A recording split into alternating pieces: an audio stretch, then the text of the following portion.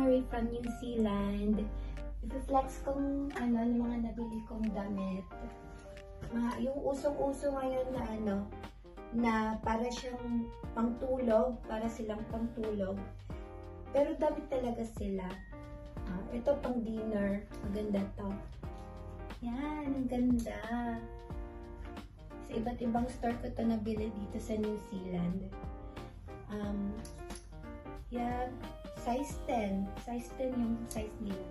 So, isuot ko na.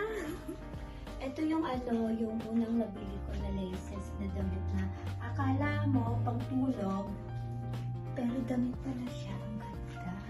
Ang ganda ng pagka-silk niya, oh. Ang ganda. Lang ako, 5 flat lang ako, guys. Pero naka-high heels ako ng pang malakasang high heels. Ang ganda nito. Oh, yan. Ito naman yung pangalawa, guys. Oh, kailangan mo siyang palisan ng ng pants. Yan, lalayo ako, ha. O yan, maganda siya. Grabe, fashionista talaga ang datingan, no? Fashionista. Yan, maganda siya sa pants. Nakikita ko to sa stores, eh. Ang ganda. Ang ganda. Ganda ng pagka-silk niya. Yan. Yan. Tak, tak, tak. Diba? Oh, next na tayo sa pangatlo. Ito din yung pangatlo. Ay, ang ganda nito. Pinarisan ko siya ng ng bell button sa baba. Yan. Ang ganda nito, promise. Oh, lakas mo pa social. Grabe. Bagay ba, guys? Ito naman, guys, blouse lang siya. Pero ang ganda nito, oh. Grabe. Lakas mo pa social. Yan. Naalala ko yung 80s. 80s.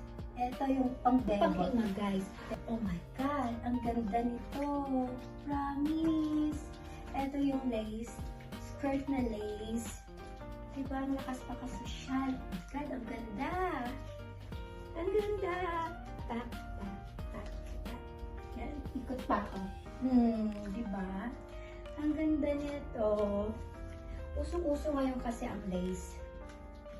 Yan. Saan ko kaya ito susuot? Pwede to sa kahit saan. Diba? Pwede to kahit saan Yan. Sa office. Mag-lace-lace ka sa office. Ganyan. Tsaka pang punerarya. Hindi naman. Sa kahit na anong okasyon, pwede to. Pwede to. Diba? Ang ganda.